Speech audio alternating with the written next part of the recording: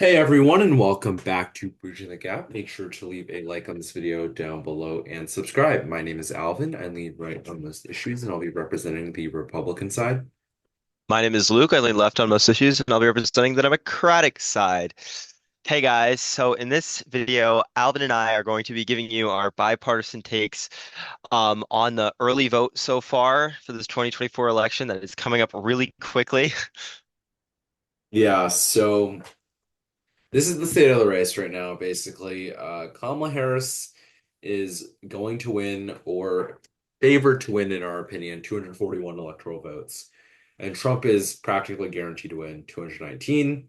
And this is basically their floor. I mean, I do have Nebraska second and Michigan highlighted in a lighter shade of blue to signify that they're not locks for Kamala, but everything else is.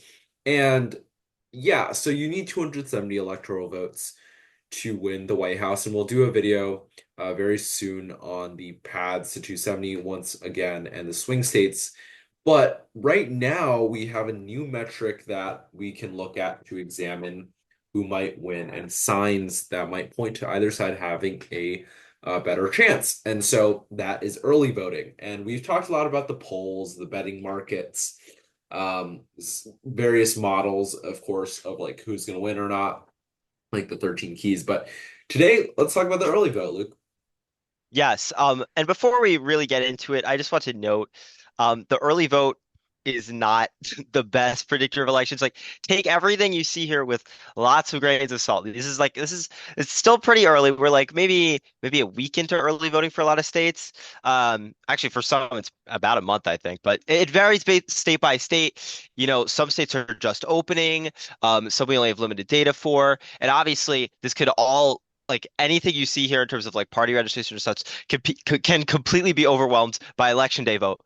But anyway, yeah, let's start getting into it. So yeah, as we see here with this nice graphic by NBC News, 38.5 million early votes already cast, either by mail or early. Um, mail-in vote is typically, I mean, actually, all sorts of early voting has been typically more Democrat since 2020.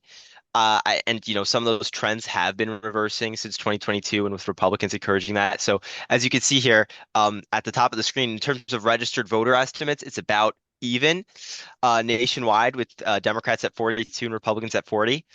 So yeah, it's interesting. Yep. And so we're going to look at this data in terms of mainly party registration. I think that's the best way to look at data in terms of early voting. You can also classify early and mail-in votes by age, or by gender. Yeah, these things might be useful in small places, but when you're looking at a national scale, it's just really, really difficult to model things and that's an extra step you're gonna have to take because okay, like you have this various age demographics, but can you really determine what age groups are gonna trend which ways this cycle? No, it's very difficult. But when it comes to Democrats and Republicans, you know that probably 90% plus of Republicans are going to vote for Trump and Republicans down ballot. And then around 90% and up of Democrats are going to vote to Kamala. Probably 90 to 95% on both sides is reasonable. The independents and non-aligned voters are what also has to be won in this election. If either side wins independents by 5 to 10 points, that's very, very good for them. But it's likely going to be very, very close because most independents are just kind of secretly, not really secretly, but they lean to one side or the other. So it's very difficult to persuade them as of now. Most people have made up their mind. But yeah, let's look at the battlegrounds now. I highlighted them Yeah, earlier, of yeah. course, here. But why don't we start with whatever wherever you want? Probably let's start with the places with the best data and then go to the murkier ones. Okay, so maybe I guess I would say Nevada. Yeah, Like it just in Nevada. terms of predictability. Like, okay, so when I said before to not really use early data, like it's hard to use early vote data as predictor. It is marginally easier with Nevada. Nevada is actually probably one of the best states. You can maybe find some data from early vote from. Why do I say this? Because around 80% of the state, at least in 2022 in their last election, voted early or by mail. So you only have like a minority of voters, like around 20% vo actually voting on election day. The overwhelming majority are people voting earlier by mail. And also Nevada, I believe, records party registration for their voters. So that's like publicly available data. So you could at least get an accurate view of the party registration breakdown. Um, Again, I I'm not a personal expert on Nevada, but that does I mean it does look like a pretty good start for Republicans here. They do have that early advantage in terms of like the early vote and mail-in vote combined in terms of party registration. They do have an advantage over Democrats. So it is likely, as early voting goes on, Democrats are going to have to either look to make up that advantage over time, like hoping their areas increase turnout, or they're going to have to hope independents break their way, or like and people not registered with either party.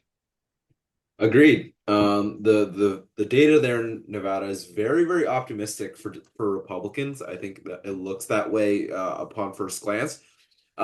Republicans are very, very likely to win the election day vote, the very small amount of election day vote that happens in Nevada. And you have Republicans winning the mail-in early in-person votes cast, and then you also have them winning the mail-in ballots requested, which is, kind of crazy considering how Republicans generally do not trust the mail-in ballot system slash don't want to vote mail-in ballot. So yeah, that's pretty big. And I don't know if we want to just talk about Ralston right now. Probably should.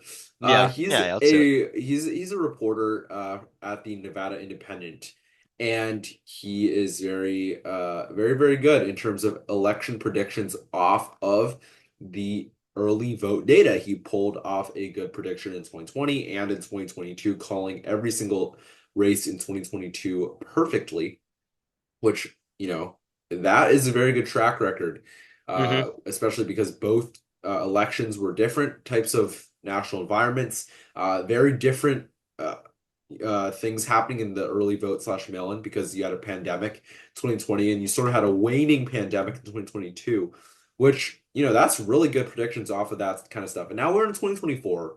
It's very difficult for normies like us to extrapolate from 2020 and 2022, but if there's anyone that's going to do it, it's going to be Ralston. And John Ralston has been updating this blog consistently. So shout out to him. I would check him out if you care at all about who's going to win Nevada. And probably if Nevada matters, which it probably won't, but if it does, then they would be winning the presidency. And do you want to dive into the data here? Or, I mean, Yeah, I mean, I could talk about it yeah, briefly.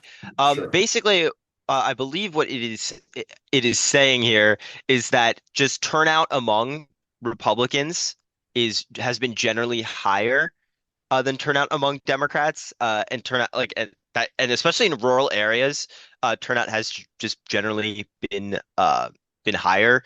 Um, I think that will likely change with time, and I do believe that over time, I think the state of Nevada is, or like just all states in general, are going to equalize with a pretty high turnout. I think this is going to be a pretty high turnout election, and I do think the more Democratic urban areas will eventually catch up to the more rural areas. But at least as of right now, those rural areas are the ones with the turnout advantage, as opposed to say Clark County or Washoe.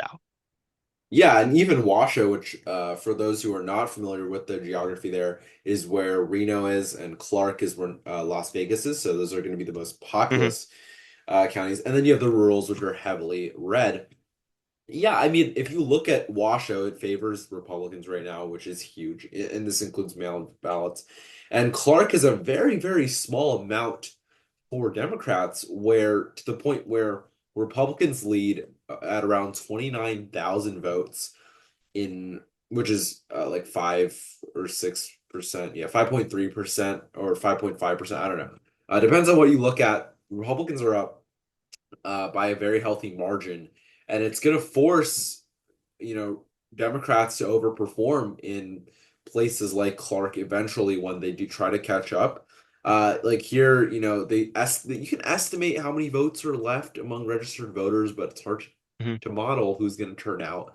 Dems do have enough votes, net on net, to come out and take the state if they all turn out and all the Republicans turn out, but that's not likely not going to happen. You're going to have people not turn out, and that's going to suck. So it's going to be difficult right now Yeah, to the see game. it. Yeah, sorry. What I was gonna say is like the game for Democrats, I think, in the state is just kind of hoping that over time, younger voters and more of their voters increase their turnout. Because yeah, that's the main problem. It's just like the turnout disparity. At least early on in this first week, Republicans had that turnout boost, that turnout advantage. They're hoping maybe as at like there's still another whole week of early voting before we get to the election day, that Democrats are hoping to improve that in the state. Yeah. Yeah, and we'll see what happens with enthusiasm because honestly, I think enthusiasm is going to be down from 2020 uh overall. So it's going to be difficult, but Dems could start going very well in the second week as they historically do in the second week. If you look at 2020, you'll see that it's sort of in line, with 2020, but GOP numbers are down, Democrat numbers are down, and we'll see if Dems can do their last push on the last few days of early and mail-in ballots, where they usually take the lead in Nevada. So we'll see what happens there. But right now, I think we could agree that the early vote data, at least in the first week, looks good for Republicans. But okay, let's say Republicans in Nevada. That doesn't really change the needle very much. That's a very small state with only 6 electoral votes. And looking Yeah. at the rest of the map, this is a very difficult map to predict because okay, we finish looking at Nevada. Okay, there's Arizona, which does do party early and mail-in votes by party registration. You have Pennsylvania that does that, and you have North Carolina, sorry, that does that, and that's the rest of the swing states. But they are very Yeah. difficult to model, and I see a lot of partisan hacks all over X and all over various social medias Yes. trying to say, there's whatever Joshua Smith Lee on the Democrat side trying to twist PA, trying to be a Walmart version of Ralston in PA, but I don't know if he's really that good.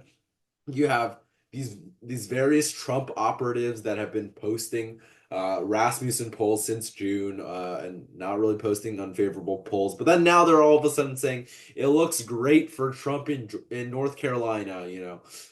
I find it very hard to believe, and I don't know how we can break down these states. Yeah. I just want to, yeah, like all of these other states, they don't vote overwhelmingly by mail and early like Nevada. It's really hard to see like how good of a margin, like what margin is a good margin in these states. For like take PA for example, you see right now in terms of party registration, Democrats have a massive party registration advantage in terms of the early vote.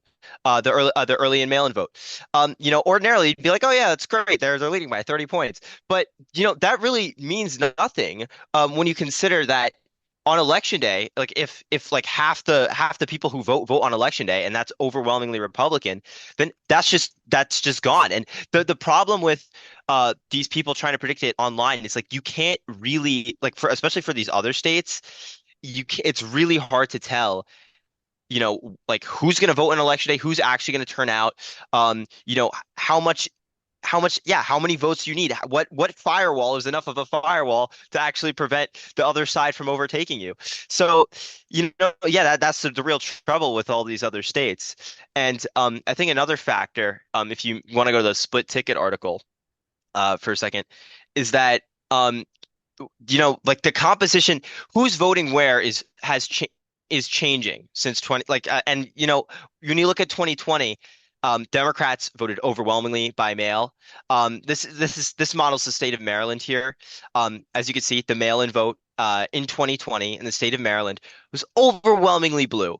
And it's still overwhelmingly blue going into 2022.